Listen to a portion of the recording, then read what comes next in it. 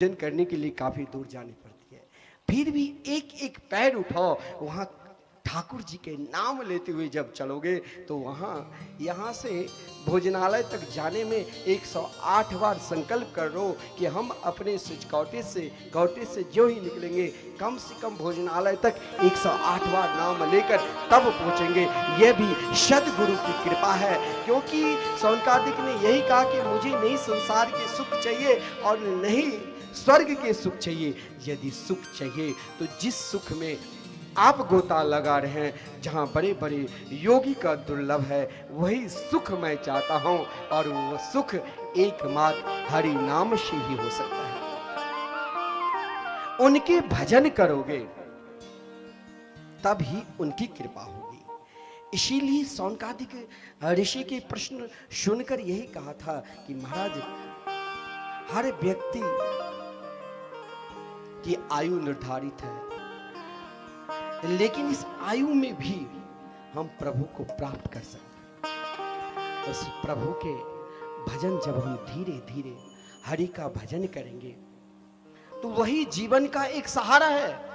कभी कभी आप अनुभव करना, लोग अपने लड़के बच्चे परिवार के लिए ना जाने कितने धन एकत्रित कर दिया, लेकिन फिर वहां भी उनको सम्मान नहीं मिलते हैं। और जब वो कन्हैया की याद करते हैं, उस हरि के भजन करने लग जाते हैं, तब महाराज चाहे आप नहीं भी चाहोगे अपने आप सम्मान मिलने लग जाएंगे। तो आओ हम सब भी पुकारें और क्या कहें, हरि का भजन करो, हरि है हमारा।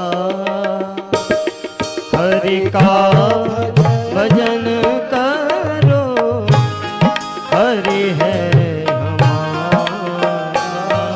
सब ताली सेवा करते हुए पुकारिए, सब भाव के साथ पुकारते रहिए। हरि है हमारा।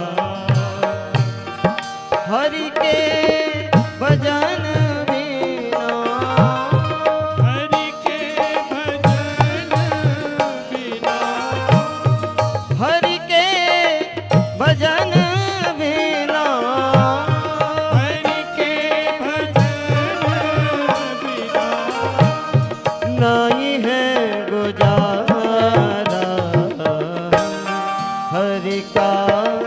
भजन करो, हरि है हमारा।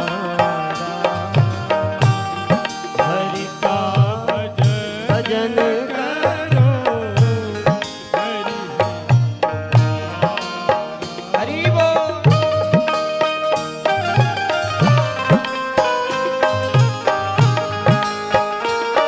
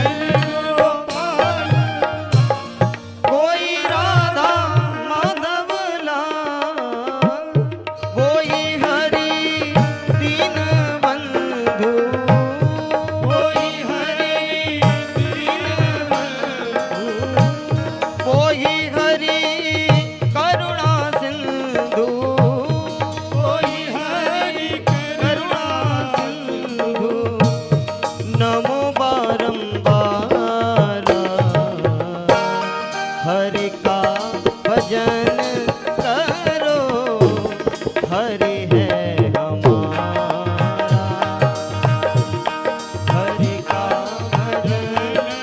हरि बोल। हरि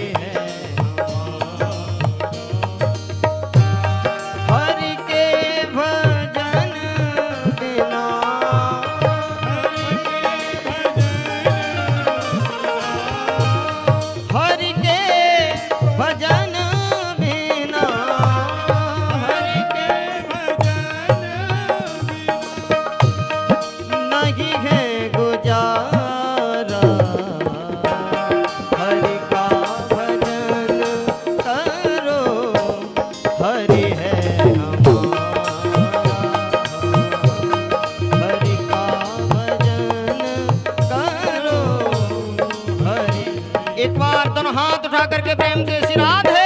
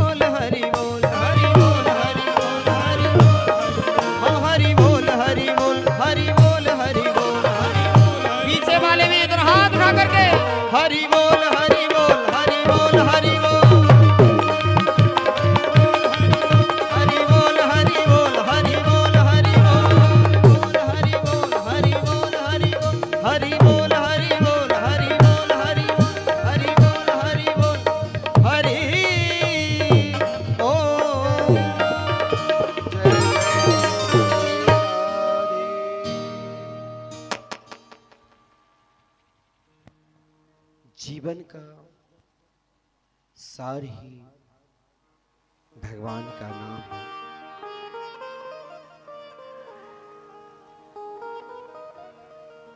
परीक्षित जी को भी यदि कुछ मिला, श्री कृष्ण मिला, तो भागवत की कृपा से ही। देवर्षि नारद जी को भी शांति मिली तो भागवत की कृपा से ही। क्योंकि महाराज परीक्षित